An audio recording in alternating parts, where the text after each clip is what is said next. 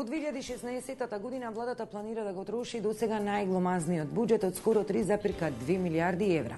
Овие расходи ги потпира на очекувањата за раст на приходите во однос на годинава за околу 6% и секако врз основа на вкупниот раст на економијата за 4%. Буџетскиот дефицит е позиционира на 3,2% од БДП. На хартија контурите за буџетската 2016 се исцртани. И ве што ќе гледате на оваа тема. Наша тема: дали наместо реален владата состави изборен буџет? Во добар процент се зголемуваат капиталните инвестиции, односно оние инвестиции кои што даваат додадена вредност. Ако не беше проектот Скопје 2014, ако се дадеа парите за овие автопатишта, немаше Македонија да зема кредити. Планираните расходи за 2016 година обезбедуваат поддршка на домашната економија и животниот стандард. Се повеќе се зголемува сиромаштијата во Република Македонија. И затоа ќе спорам со колегата од ДУИ дека не може да биде овај во интерес буџет на граѓаните. Ваш став? Еви, денеска покрај таква една современа технологија ние немаме точна бројка на администрацијата. А многу побитно од точната бројка на администрацијата е квалитетот на администрацијата. Пик на неделата. Оценка на Светска банка за економијата. Да, буџетот за 2016 година ќе се троши во изборна година. Ќе се носи во присуство на опозицијската СДСМ, која 3 години поред не беше дел од собраниските расправи за буџетот. Иако се држиме до планот на договорот од Пржино, новиот буџет ќе се менаџира и со потписи на министри од опозицијата. За новата буџетска година во студиото на 24 вести ќе бидат пратеници од 3 парламентарни партии. Понуда беше испратена до пратеници од ДП, Социјалистичката партија, од партијата на србите. Сите одбија да учествуваат. И од владеачката ВМРО ДПМН ја одбија понудата за студиска дебата, прифатија снимање на одвоено интервју. Одиме со ред.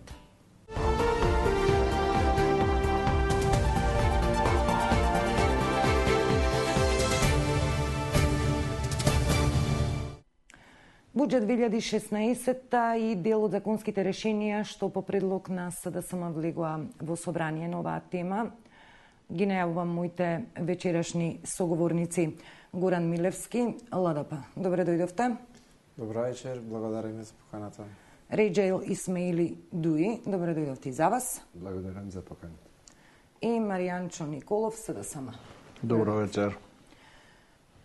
Некако сакам да отворам дебатата со буџетот, она што е актуелно, што веќе влезе во собрание. И кога се обидов да прочепкам по мојата архива, како лани сум го абсолвирала буџетот за 2015 па предходниот, некако констатациите ми се исти.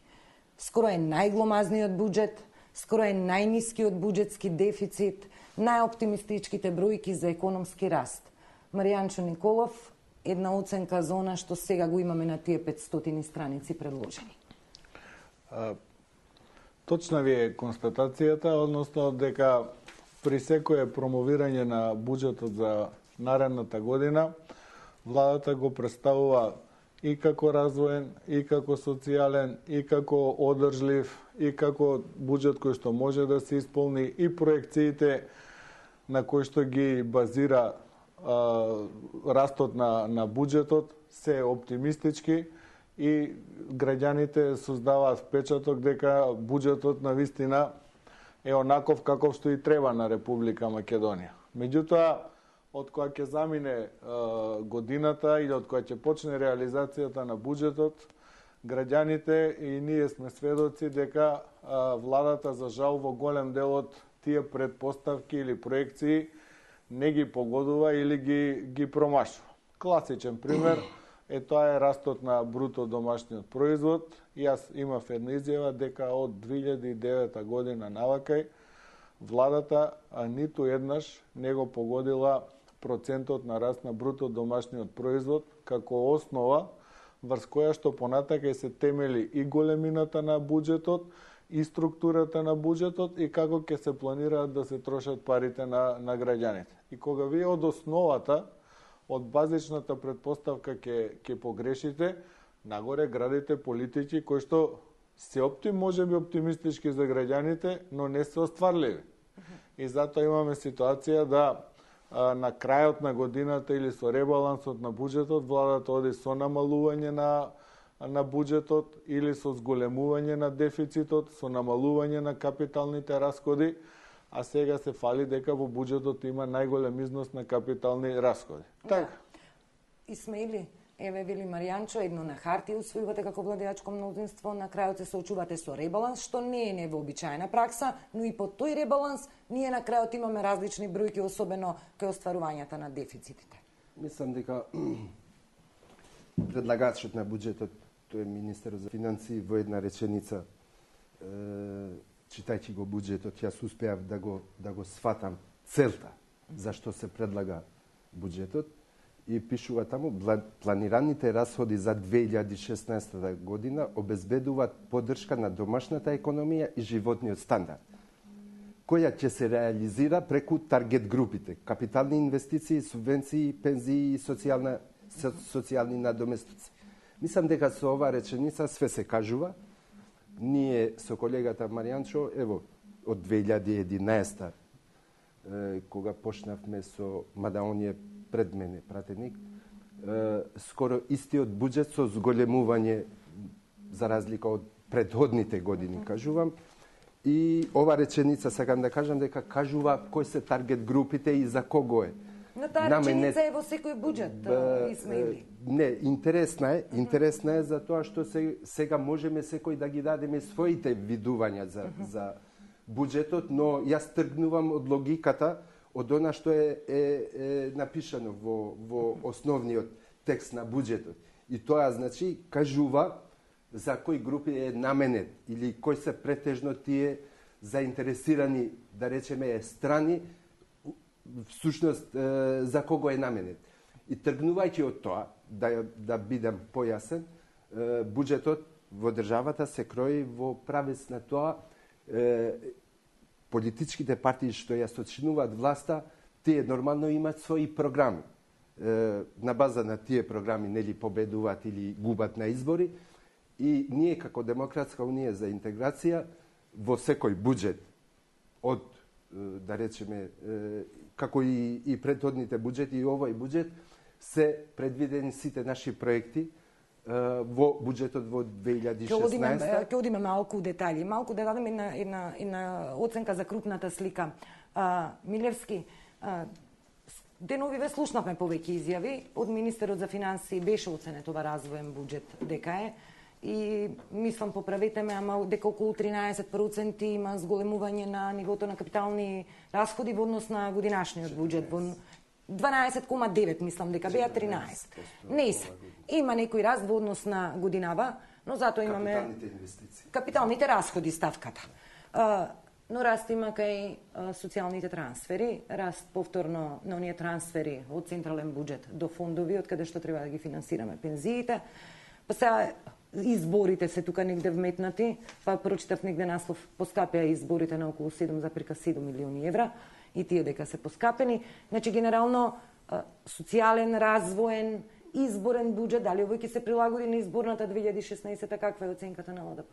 Видете, ако ги анализирате реализацијата на претходните буџети на ВМРО ДПМН или на владата која што ги предлага овие буџети, а изготвувач е министерот за финансии, ќе видите дека пред секој предлог буџет укажува дека тој е развоен и во интерес на граѓаните. Но ако видите уназад неколку години, ќе забележите дека ние се повеќе земаме пари од стопанството и од граѓаните, во вид на даноци, царини, акцизи, казни и така натаму, и се повеќе и повеќе го дуеме овој буџет. Значи, тоа што е буџетот над 3 милиарди прв пат прекорачи не е добро за граѓаните и за фирмите, затоа што владата проектирала годинава повеќе пари да му земи при нереален предвидување на развој на економијата. 4% е нереално и заради тоа буџетот го надуле, нереален е, не може толку пари да се приберат од стопанството и проектирале да земат пари од кредити. Меѓутоа, наместо да се направи равномерна распределба на парите, очигледна е тенденцијата во Република Македонија, не знам Маријанчо дали носи, дека богатите имаат се повеќе удел во богатството во Македонија, односно, ќе ви кажем еден пример, дека 1% од процентуално насто од граѓаните во Македонија денес поседуваат од меѓу 30 и 40% од целокупното богатство во движен или недвижен имот. се повеќе се зголемува сиромаштијата во Република Македонија. И затоа ќе спорам со колегата од ДУИ дека не може да биде овај во интерес буџет на граѓаните, кога секоја година имаме се повеќе и повеќе сиромашни граѓани, а од друга страна се повеќе поголемо богатство имаме кај овие 1% на супер богати македонци кои што се многу блиски до партијата или до фамилијата на власт. И од тие причини јас не се согласувам со тие констатации. Може да се речи дека ова е сигурен податок, дека 20% од БДП располага 1% од населението во Република Македонија и со овие буџети кои што ги прави ВМРО ДПМН, разликите помеѓу граѓаните се повеќе се зголемуваат, почнуваме да наликуваме некои јужноамерикански држави, каде што има голема сиромаштија во населението, а капиталот е во верхушката на власт. И токму од тие причини ние овој буџет нема да го поддржиме. И само уште нешто, бидејќи раковте е развоен, буџетот не е развоен, колку и да се планира, бидејќи уназад години капиталните расходи изнесуваат меѓу 8 и 12% реализирани. Значи не гледаме колку владата проектирала, планирала, туку колку реализирала. Значи вратете се уназад години, некаде 8%, некаде 9%, но никогаш не надминала 12%. Поради нетранспарентноста, ние и овие 8% кои што ги троши владата не знаеме за што се потрошени. Затоа ние предложивме да има една буџетска транспарентност, граѓаните да знаат како се трошат парите. Да, тоа е друга тема. Тоа е друга тема, но сакам да ви кажам дека не е транспарентен и не е транспарентен и не е развоен. Наназад вратете се неколку избори, ќе видите реализирање на буџети, ќе видите дека од 12% не надминала. А што се има во тие 12%? Дали се создала некоја нова вредност која што продуцира нови работни места и нова вредност да го зголемува БДП, никој не знае. Дел од тие капитални се трошат за безвредни споменици, панорамски тркала и така натаму, од кои што граѓаните немаат профит, туку само му се зголемува задолжувањето. Би сакал накратко, колегата Горан е за прв пат пратеник, па ние овие работи, не случајно реков и на почеток со колегата Маријанчо, дека секоја година имаме скоро еден месец расправа во Комисијава за финансирање и буџет и така да имавме можности да ги разјасниме сите работи што содржи буџетот. Прво околу транспарентноста, не сакам да зборувам за тоа што има некој си тркна работа. Баш за тоа ние во Комисијава и во Собранието буџетот нели е транспарентен. После се донесува завршната сметка. Моите информации зборуваат дека секој месец Министерство за финансии во својата веб страница нели ги дава сите информации што се поврзани со буџетот, така да зависи транспарентноста кој како ја гледа. Околу расходите во буџетот, односно капиталните инвестиции и ред други работи, би сакал да напоменам дека тие секоја година се зголемуваат. И јас имав прилика ланската година да прочитам дека заради големите проекти инфраструктурни што се реализираат во државата, градежништвото во државата учествува со 7% од GDP-то. До сега го немавме тоа. Ако тргнеме така да ги гледаме работи. Исто така и во земјоделство имаме зголемување на процентот на учеството како гранки во GDP-то. Градежништвото, земјоделството, туризмот во последните години се гледа дека тие ја зголемија учеството во GDP-то. Тие се главните показатели, според моје мислење, дали капиталните инвестиции и она што се прави со субвенционирањето во земјоделството, тие се позитивните ефекти. Значи, во овие гранки се зголемува учеството, овие гранки го зголемуваат учеството во GDP. Во структурата на учеството на GDP. Тоа е моето мислење и тоа е што релативно показатели. Сега буџетот зависи, нормално е дека опозицијата ќе ја оспори и нема да ја гласи. Ние тоа го знаеме. Прашањето е дали е принципиелно оспорувањето и дали навистина има таму структурни проблеми буџетски. Сега нивно е да проценат дали е принципиелно или не. Ние ги гледаме работите од различита страна. Јас ги гледам тоа што сега се изјасни. Значи мене ме интересира дали тие капитални инвестиции во државата се во интерес на граѓаните, дали таа гранка забележува раст во GDP-то. И според показателите што ги имаме, Капиталните инвестиции во инфраструктурата се за граѓаните и учеството на градежништвото и во земјоделството и туризмот во GDP-то во последните години е зголемен. Реков дека градежништвото учествува со 7%, земјоделството преку 10%, туризмот тука негде не знам колку сега ги имам. Има растечка структура во GDP-то. Никола? Па не би се сложил со колегата Реджев во дел од неговите констатации. Прво, земјоделството нема таков раст. Ако ги земете наназад од таа прва година кога почнаа да се делат субвенциите, заклучно со 2014 година, земјоделството растот е помеѓу 1 и 2%.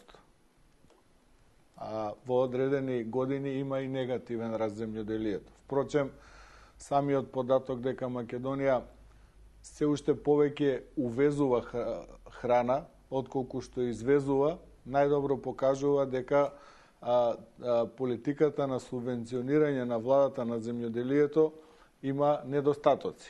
Значи, не давањето субвенции, начинот на кој што се даваат субвенциите има проблеми, не носи раст на земјоделието. И секоја наредна влада ќе треба да размисли како да останат субвенциите, меѓутоа да имаме раст на земјоделието и да намалуваме увозната зависност од земјоделието. Таа е една работа која што вие не можете да трошите просечно по 100 милиони евра, да речеме, субвенции за земјоделие, а да увезувате се повеќе и повеќе храна. Значи, негде има проблем и тоа треба да се реши. И затоа околу политиката на субвенционирање на земјоделието од аспект на раст на самото земјоделие, до сега немаме резултати. Тоа е погрешна политика што ја води. Веројатно повише им треба за време на избори како предизборно фалење, но ако ги видиме резултатите, ние ќе видиме дека земјоделците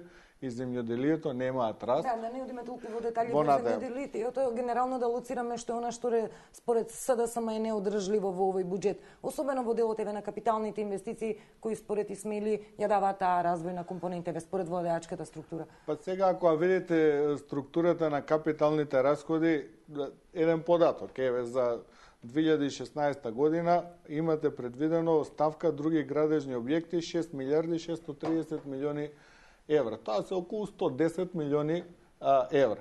Меѓутоа не знаеме зашто. Дали се тоа згради на владата, дали се на државни органи, дали се на административни органи. И јас еве ќе спориме со колегата Реджев, нема колеги од ВМРО ДПМН, како ќе развијат економијата со градење на барокни згради. Освен еднократната парична помош што ја добиваат градежните компании, од која ќе ги изградите тие згради, не носат додатна вредност, не влијаат на развој на економијата, не придонесуваат економијата да стане поконкурентна. Значи, ако тие 400 милиони, колку што се предвидени за капитални расходи во 2016 година, 110 милиони имате за други градежни објекти, значи за недефинирани работи, не може да зборувате за развој. Најголем дел се однесуваат на овие згради на владата и на административни и државни органи. Така ли сме? Во делот на земјоделството би сакал да се навратиме, бидејќи многу интересно и суштинска работа. Ние во предходниот мандат имавме една надзорна расправа, начинот на распределба на субвенциите и дојдовме до заклучок, односно самата фела зборуваш. Значи, сојузите на земјоделците, односно здруженијата, дадоа големо значење на субвенциите. Дури за сточарството беше истакнато дека да не беа субвенциите, ќе згаснеше ова гранка.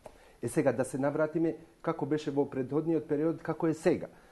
Со буџетот се предвидува раст на земјоделството во 2016 за 2%.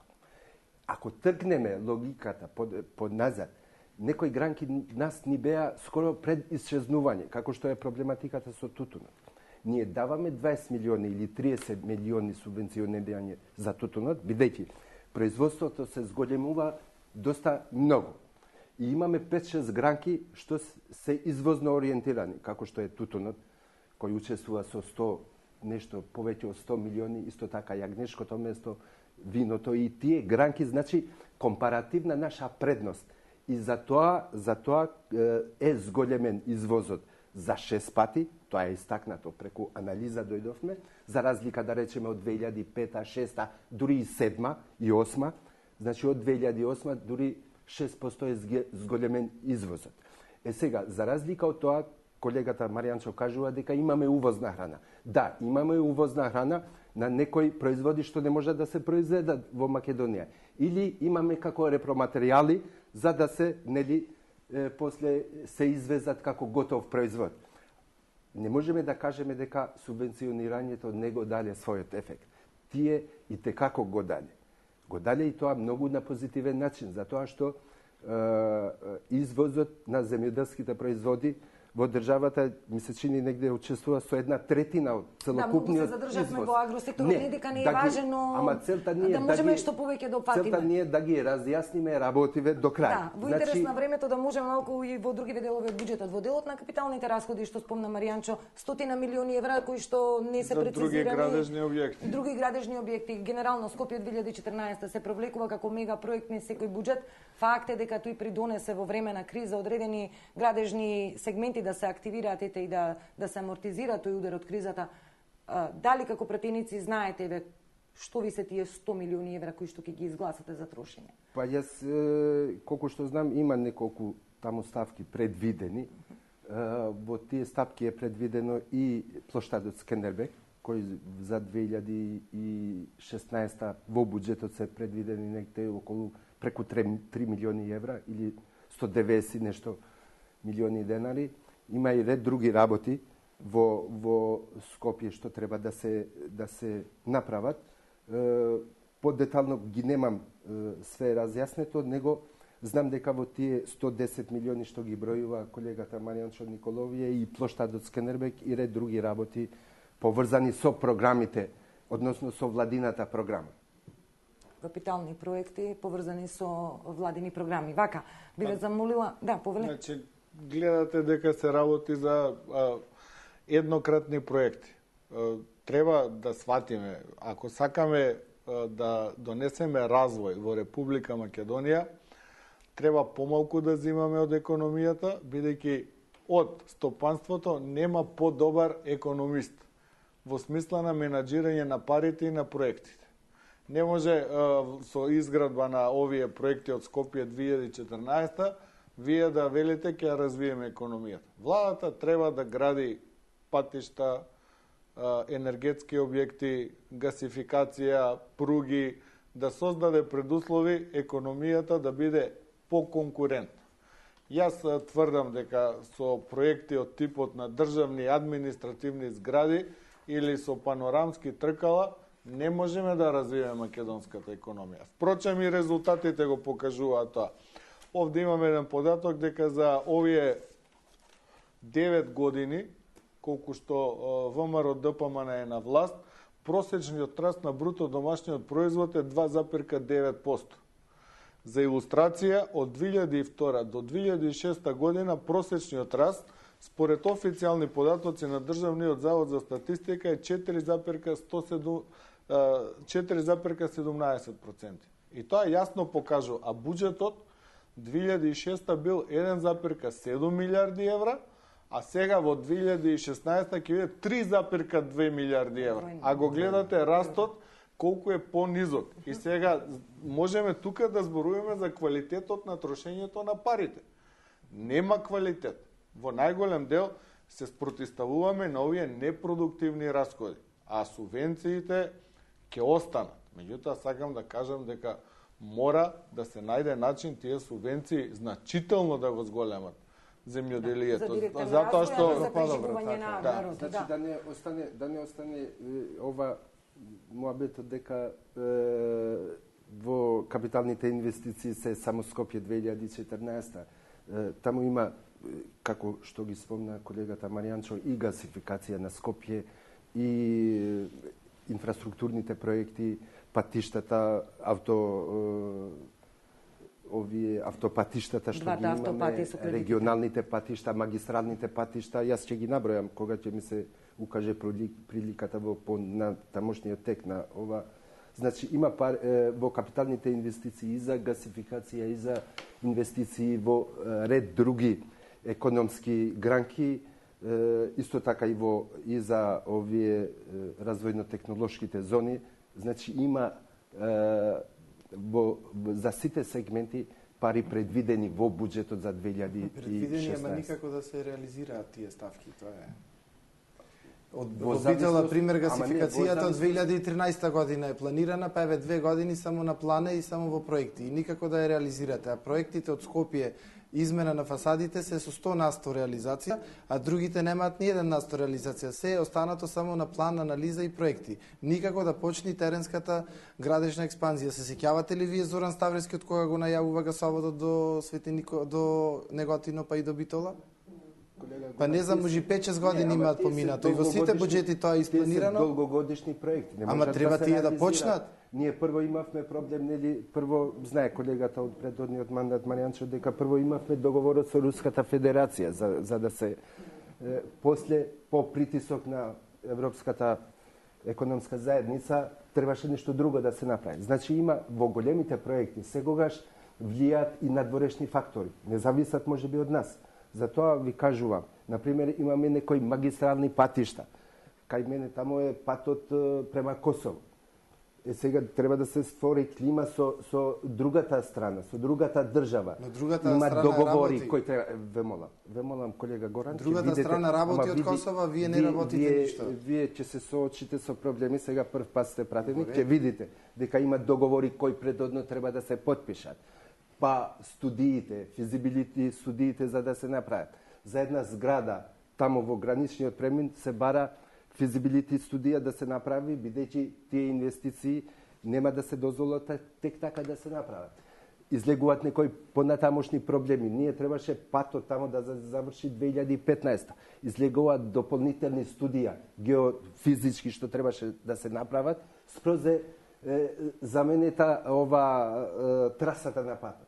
Така да, кога почнуваш една работа, не знаеш со кои проблеми ќе се соочиш. Тоа укажува, тоа укажува дека владата не е ефикасна и лошо Не, планира. вие сте 10 години на власт и никако да тргнете со реализација се во план. Колку граѓаните да ве чекаат вие да испланирате? 10 години сте на власт. Дали сме во 2010? Како влада ви велам, како влада која што ја реализирате, вие имплементирате политиката на ВМРО. Што значи дека таа политика од 2006 година ние политиката, ние имаме наша политика, тоа е политиката на Демократска унија за интеграција, политика која се прави за целата држава, односно таргет групата ни се албанците. И резултат на тоа, целокупно од 2002 до сега имаме зголемување на нашите гласови. Последните показатели 2014 153.000 гласови. Видовме од снимките како се зголемуваат гласовите на владачките партии. Ама тоа како се... Поентата е дека албанците и македонците додека вие планирате се исели од државата. Значи, ако вие продолжите така да планирате, ќе нема на кој да ги спроведувате тие политики. Тоа само кај нас. Каде? Во регионот. Ама сега ние гледаме за нашата држава, оти не се споредите со Словенија, и таа е од регионот. Па и Словенија има доста проблеми. Какви проблеми? Само вие што не ги знаете. Минималната плата во Хрватска е 300 евра, ние зборуваме за просечна плата во Македонија 300 евра, а сме биле во заедничка држава. А како е во регионот? Се зборувам за Хрватска во регионот. Косово, Србија, Бугарија, што е членка на Европска унија.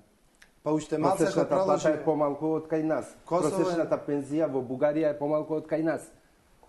Сега, ако сакаме да ги отвориме темите дотално, види, ние сме мала држава. Ние со Хрватска сме биле во иста држава. Каде се тие денес, а каде сме ние? Јас ви споредувам со некој кој што може да се укаже приликата и со Хрватска, кои се предности, на која страна они одеа, на која страна ние се држиме. Да, малку вака, повеќе за платите и за пензиите во вториот дел од разговорот, дека предлагам да ја слушнеме изјавата на вашиот колега Крстен Муковски од ВМРО ДПМН, кој секако имаше отворена прилика за да присуствува на дебатата и би рекла во името на професионализмот дека еднашка по негово барање ја одложив емисијата, но еве сега морав да ја реализирам. Успеавме со него да направиме еден краток разговор, да го слушнеме, па продолжуваме во студискиот дел. Режија изјавата на пратеникот Муковски. СДСМ предложи во собранието измени за да се подобри буџетската транспарентност. Како ја оценувате транспарентноста на буџетот во овој момент и кое е вашето мнение за измените во законот што ги предложи опозицијската СДСМ? И после сето она што го разгледавме што предлага овој закон и дали е издржан, би можел да сумирам дека овој закон е едноставно поднесен за добивање на политички поени или за промовирање чист популизам. Зошто? Ќе ги набројам тите главни тези кои што според нас не се издржани за да може да поддржаме овој закон. Прво овој закон никаде не го среќаваме да се применува во земјите од Европската Унија на овој начин како што го бара Социјалдемократскиот сојуз и опозицијата. Второ, според нас овој закон е технички невозможно да се изведе со оглед на сите оние трансакции што ги имаат и физичките лица, меѓутоа и правните субјекти преку Министерството за финансии.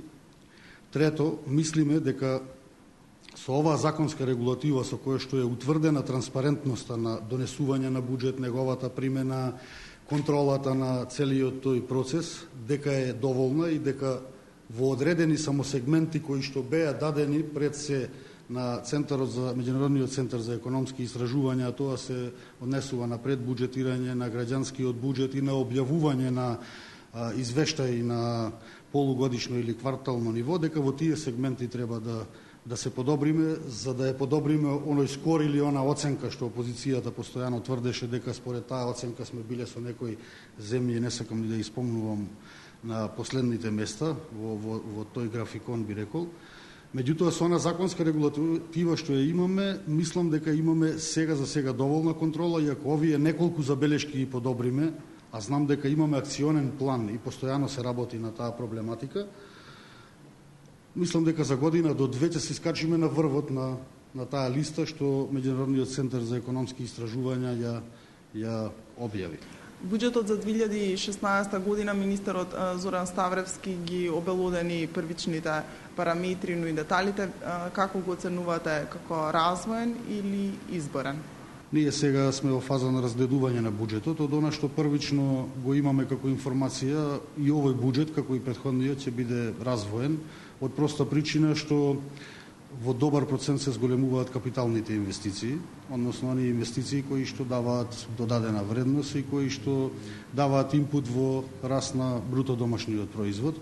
Секако дека во новиот буџет ќе биде запазена и социјалната компонента, се одвојуваат дополнителни средства за социјално ранливите категории. Различни аналитичари, така да и наречам што се нарекуваат аналитичари, тврдат дека огромен дел се трошат на плати, на пензии, дека огромен е бројот на администрацијата, деновиве сме сведоци калкулираат нели со бројки од 180.000 и 200.000 административци, што воопшто не кореспондираат со вистината тие податоци. Можам само да кажам дека да, вистина, има еден дел од буџетот, и тоа е нормално, и во секоја држава го има, што се одделуваат за плати и за пензии, меѓутоа, пак ќе повторам, има и добар дел на средства што се одвојуваат за капитални инвестиции. Знаете како, кога зацртувате една стратегија за развој на државата, на економијата, на стопанството, треба тие работи паралелно додат.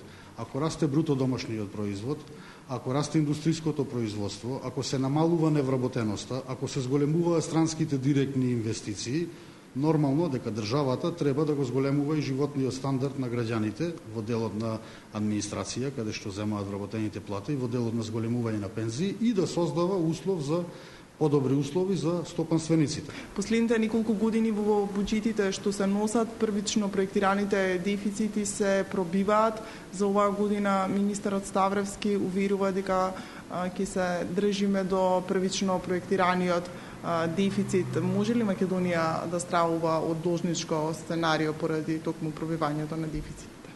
Од овие информации што ги имаме за како се движат економските текови во Европа и во нашето соседство, јас не верувам во тие тврдења дека може да се случи должничка криза, како што викате, на Република Македонија. Во делот на задолжувањата кое што постојано го потенцира опозицијата, сакам уште еднаш да кажам дека според сите европски и светски критериуми Република Македонија е се уште ниско, односно средно задолжена земја, што не значи дека јавниот долг треба постојано да се зголемува или ако веќе се зголемува, треба да се зголемува нормално пред се за проекти кои што се како капитални инвестиции кои што треба да дадат додадена вредност дополнителна за развој на државата и за зголемување на бруто домашниот производ. Реално не постои ниту една земја која што може однапред со огромна прецизност да ги предвиди сите текови што следуваат во наредната година и со тоа да не направи некакви, би рекол, отстапки од претходно прогнозираните макроекономски параметри, така да имавме мали отстапувања. Меѓутоа, јас искрено се надевам, после сите овие процеси, после договорот што го постигнавме меѓупартиски, така да не очекувам дека ќе има големи отстапувања во она што е прогнозирано и нашата цел е постојано да имаме макроекономска стабилност пред се на оние параметри во делот на растот на економијата и се разбира постојано намалување на дефицитот. Ова ќе биде еден од првите буџети по подолго време во кој што и СДСМ ќе има увид од аспект на тоа што ќе влезат во институциите поради извештајот од Прибе. Очекувате ли одредени блокади? На ова ваше прашање ќе одговорам многу кратко.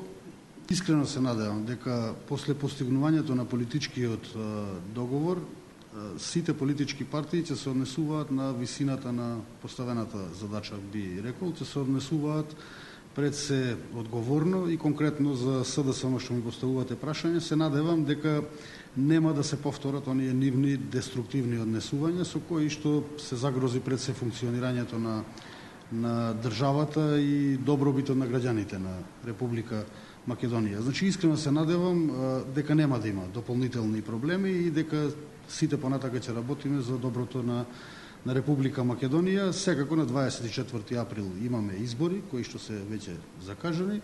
Тогаш граѓаните кои што се најдобар репер ќе излезат на гласање и ќе кажат чиви политики биле во минатото во право и кој работел во интерес на граѓаните.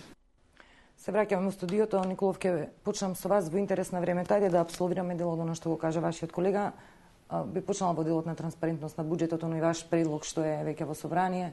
Значи, како некој нов модел, концепт за да се зголеми транспарентноста, познато е на дел од јавноста, нели, што содржи тоа решение, но Муковски вака вели, нема потреба од менување на сегашниот модел за отворање за транспарентност, бидејќи со сегашниот модел Македонија од сега па за 2 години може да биде на топ прва на листата според буџетската транспарентност.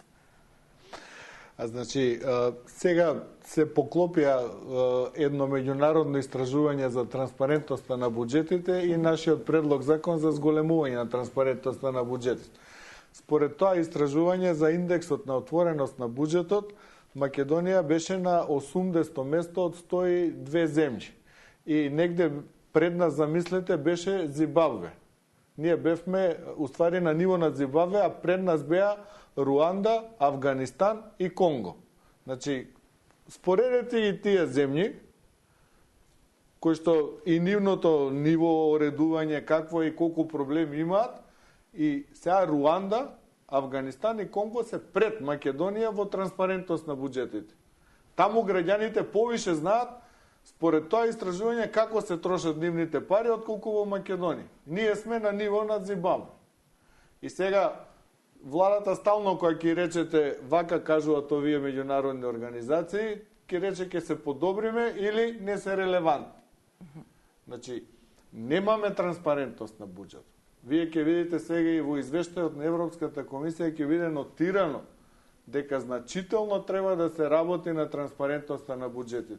И затоа го предложивме ние законот со кој што бараме секое министерство месечно да објавува список на прибрани приходи и на извршени расходи. Потоа да се објавува список на сите исплати и на физички и на правни лица во тој месец. По основ на за која е извршена исплатата и износот за кој што е извршен. Ако власта нема што да крие, каде ги троши парите, и е за транспарентност и честност во трошењето на парите, не гледам зашто да не го прифати тоа. Иден ваш колега вака рече на оваа тема, доколку ова се прифати на СДСМ, поправете ме, можда грешам, тоа ќе биде, народот ќе биде во улога на воајер да гледа во сметките, трезорските сметки на буџетот. Од собраниска говорница беше кажано. Мировиќ беше, мислиш. Некој од пратениците. Сега... Дали може народот да биде во аер ако има увид во сопствената сметка? Можно е, треба да ги согледаме работите подрукчие. Сега овие податоци што ги искаже колегата Маријанчо Николов, не знаеме како е состојбата во другите држави, пресе околни. Јас секогаш се споредувам со околните земји, не се споредувам со другите работи. Да не доаѓаме во пред... Македонија е последна по тоа истражување. Имаме 35 бода, сега... Албанија над нас има 38 бода. Најдобра е Словенија. Еве за ваша информација, според индексот на отвореност на буџетот, сме последни во регионот според тоа. 35 бода имаме. Над нас е Албанија 38, па Босна и Херцеговина, така над. Се извинувам што ви упадна во зборот. Не е проблем, него треба да видиме дали се коси овој закон со законот за личните податоци. Има фирми што не би сакале да знаат колку земат пари. Ме разбираш? Има ред други работи кога се носи некој закон дали е соодветен, дали одговара на наши услови или не. По тоа логика ја гледам јас проблематиката. Тие што се засегнати, заинтересирани да знаат како се троши буџетот, мислам дека има, претhodно и реков, месечен извештај од Министерството за финансии. И таму секој што е заинтересиран може да ги добие податоци. Да завршам. Значи, ние имаме дебата во собрание за сите теми, за се зборува. Граѓаните што се заинтересирани, информациите ќе ги земат од пратениците, односно од дебатата што се одвива во собранието. Исто така, и завршната сметка се разгледува во буџетот, во собранието. Така да, мислам дека транспарентноста ја правиме ние пратениците, со тоа што опозицијата ги дава своите забелешки, односно нивните мислења, како што сега колегата Маријанчо споредуваше. Јас не знам состојбата како во регионот со транспарентноста на буџетот, но треба да запазиме и тоа дека има фирми што не би сакале да бидат јавни, затоа што влегуваме во приватноста, можеби на само кратко еден пример. Значи, Управата за јавни приходи објавува список на даночни должници. Значи, тоа нели е нарушување да се знае една фирма колку должи на државата или еден граѓанин колку должи по радиодифузна такса или некој данок. Таму кога државата објавува кои должи неизе, тогаш може. Ама кога треба државата да објави каде ги троши парите, тогаш ја нарушуваме приватноста на фирмите и граѓани. Тоа малку не оди едно со друго. И тоа не е ги објавувате списокот на сите исплатени субвенции по лица. Значи, како за тоа нема проблем, го објавувате список на сите пензионери кои што користат бањско лекување или бесплатни викенди. Зошто тоа не е нарушување на приватност? Ама кога ќе дојдеме до прашањето како се трошат и каде се трошат и за кого се трошат парите, вие вадите еден аргумент кој што не се коси со ни еден закон. Збориме за мои пари, за ваши пари, за парите на сите граѓани. Како може да биде тајно како се трошат тие пари или за кого се трошат тие пари? Па тоа се јавни давачки. Да. Јавни исплати. Мислам дека не држи аргументацијата тука што ја кажуваат. Треба да има деловна тајна. Во тој контекст јас ја гледам проблематика. Да, за буџетски пари, за народни пари, за јавни трошења. Ама има фирми што не би сакале да Мако се тие јавни фирми кои не зборуваме за јавни фирми, зборуваме во принцип оти буџетот не е само за јавните фирми, тоа се знае за јавните фирми, ги имаме ние податоци, него за деловните фирми, зборуваме за приватните. Апсолутно. Тоа е. Добро, ама тоа се јавни тендери, сите тие одат преку една транспарентна постапка, треба преку набавки, преку јавни тендери, мињата се знаат на компаниите. Владата очигледно не сака да кажи каде ги троши парите, бидејќи и овој буџет ќе биде накористен максимално и за политичка корупција во пресрет на изборите и таа си ги крие своите финансиски средства. Меѓутоа и ние како опозиција ќе инсистираме на собранието, на собраниската седница. За жал, овие точки беа последни ставени на дневниот ред, 100-та точка или не знам која.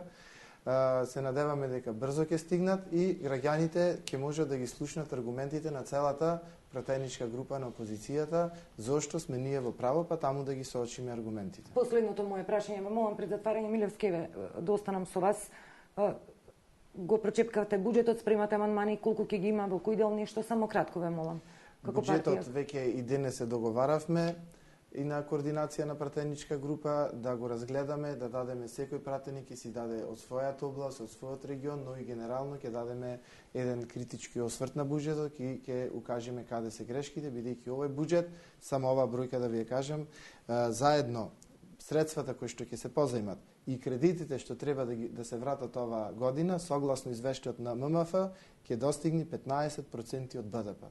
Ако е БДП 9 милиарди, значи милиарда 350 милиони евра, државата или ќе позајмува или ќе враќа кредити. Тоа е огромна сума, која што во 2017 година треба според извештајот на ММФ да достигне 18%. Што е загришувачко и запрепастувачко, се движиме на грчко сценарио, за жал на сите граѓани на Република Македонија со оваа неодговорна влада на Груевски. И сме ли вие, лани би имаше, не лани, 2000, која беа инцидентите физички со вашите колеги од ДП? Во контекст очекувате ли мирна амандманска расправа? Ве молам на крај дека сме. Амандманска расправа ќе има, нормално. Дали мирна, зборувам без физички пресметки? Апсолутно. Колегата ја начна една тема многу интересна.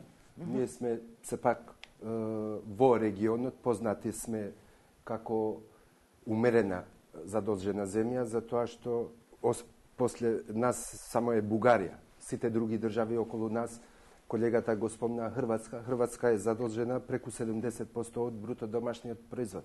Словенија преку 115%.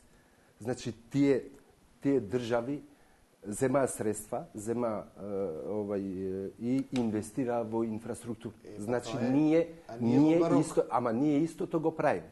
Со последните автопатишта на план се и патот, односно автопатот Гостивар-Кичево и ова со Косово, значи и ние истото го правиме, го земаме моделот од околните држави околу нас што инвестираат во инфраструктурата и треба да се задолжиме за тоа што средствата за задолжување ќе се користат во инфраструктурни проекти кои ќе создадат тој позитивен тренд. Значи, не можеме ние да ги гледаме работите кога не интересира нешто позитивно, во позитивна смисла Хрватска да ја земеме како пример, а да кажеме ај да одиме по патот на Хрватска, ние помалку сме задржени од Хрватска и од Словенија. Значи 43% е ние од бруто домашниот производ, јавниот долг, Хрватска е преку 70%, Словенија е преку 115%. Значи и ние некако тргнавме по тој пат, значи да се задолжиме, да инвестираме во инфраструктурата, ќе се зголеми, како што предходно кажав, и учеството на GDP на гранките, секторите, градежништво. Милевски на крајот. И Грција беше најниско задолжена држава затоа што владата ги прикриваше и давала лажни податоци и до ММФ, и до Светска банка, и до Европската централна банка. Јас сум убеден дека тоа сценарио го прави и Никола Груевски. Задолженоста е многу поголема во Република Македонија, бидејќи ние не знаеме колкаво е внатрешното задолжување и тоа кога ќе пукни, ќе нема пари за жал за никој. А тие кои што сега ги крадат парите, тие ќе си уживаат на некои Бахамски острови. Ве молам, господа, на крај сме, Николов. Значи, ова ќе биде 3 буџети до сега се донесени без опозиција. Прв буџет во кој што ќе се учествува вашата партија во менаџирање и во трошење на парите. Спремате амандмани, ќе имали, каква дебата очекувате? Па, амандмани нормално спремаме, имаме проекти кои што сметаме дека треба да имат приоритет во однос на она што владата го предвидела со буџетот за 2016 година. Сакам тука да расчистам една работа. Ве молам само кратко, пошто имаме... Значи, опозицијата сака дебата. Не ни одговара, ама апсолутно никаков инцидент, било каков на комисијата. Тоа е одлекување од вниманието. Ние сакаме да прикажеме каде се трошат парите и какви идеи имаме за трошење на парите. Да, се надева дека нема да бидете деструктивни како од 2012. Тоа деструктивни, ако имаме различно мислење од нив, не значи дека сме деструктивни, ако нив не им се свија дека ако ние предлагаме место, не знам, за некој проект од Скопје 2014 да се изгради некој пат или некоја канализација, тоа не е деструктивност, тоа е начин на видување како се трошат пари. И на крајот, значи, добро е да се градат патишта, пруги, гасификација. Меѓутоа, тие задолжувања можевме да ги избегнеме. Проектот Скопје 2014 чини 560 милиони евра. Патиштата од Миладиновци Штип и Кичево Охрид чинат 585 милиони евра. Ако не беше проектот Скопје 2014, ако се дадеа парите за овие автопатишта, немаше Македонија да зема кредити. Тоа е голема разлика и тоа е големо оптоварување на иднината на граѓаните. И на граѓаните, и децата, и внуците ќе треба да ги враќаат тие кредити. Николов и Смели Милевски, ви благодарам за прифатената покана и учеството. Благодарам. Најавувам реклами, па продолжуваме со емисијата.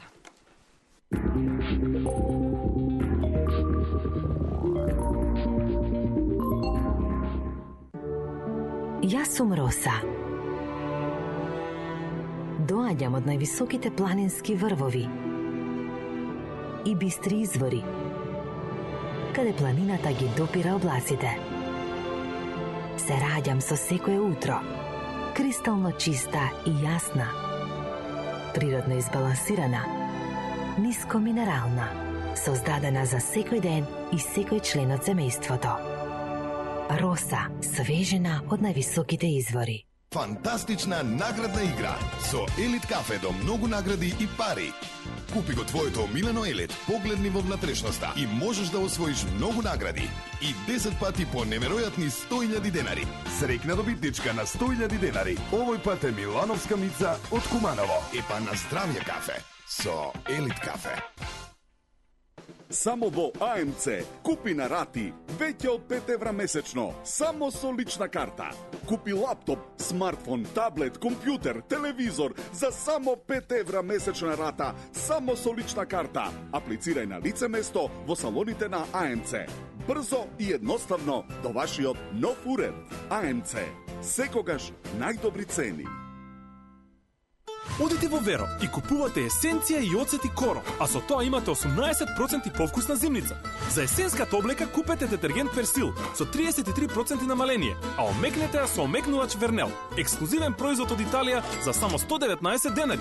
За ручек готвите ослик и папалина, кои за 16% ги зголемуваат шансите да се почувствувате како да сте на море. А за десерт купувате ананас за само 69 денари.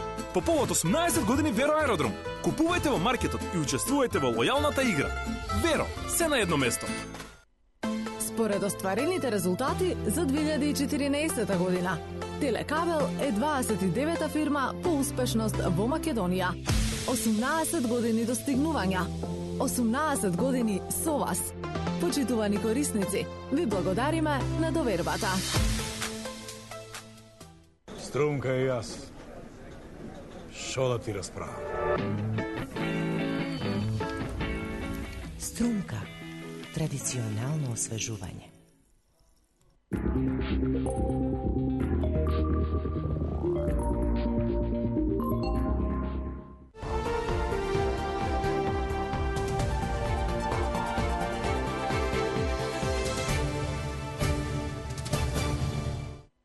Се враќаме во студиото и на темата. Буџетот за 2016 година преку оценките и перцепциите на граѓаните. Ваш став?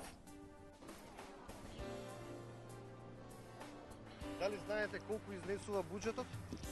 Знам. 3 милиарди и 200 милиони евра. Кажете ми, дали претходните години се запознаени, дали граѓаните имаат доволно информации за што се трошат народните пари? И на кој начин се трошат? Да, мислам дека беа запознати. Знаем, ја ова цела година се ја ова дава информации кај се трошат парите и што и мислам да знаат. Не сум запознаен, да ги кажам право. Само знам дека се трошат многу. Мала, средна или голема администрација околу бројката? Најголема. Што треба да значи тоа? Пак, како сакате вие, сватете.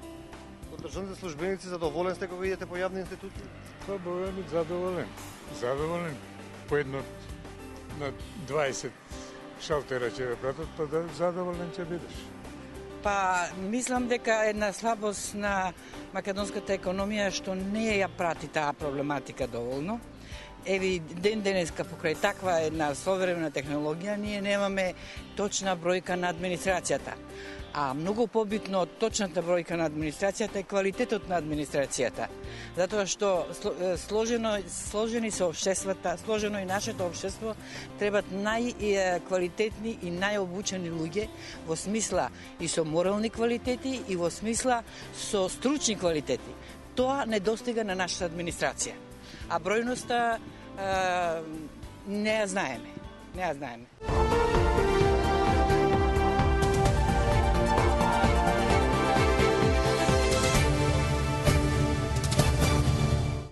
Според Светска банка, економскиот раст продолжува, но со забавено темпо. Во новиот извештај за економиите од Југоисточна Европа нотирани темпото на долговите и дефицитите.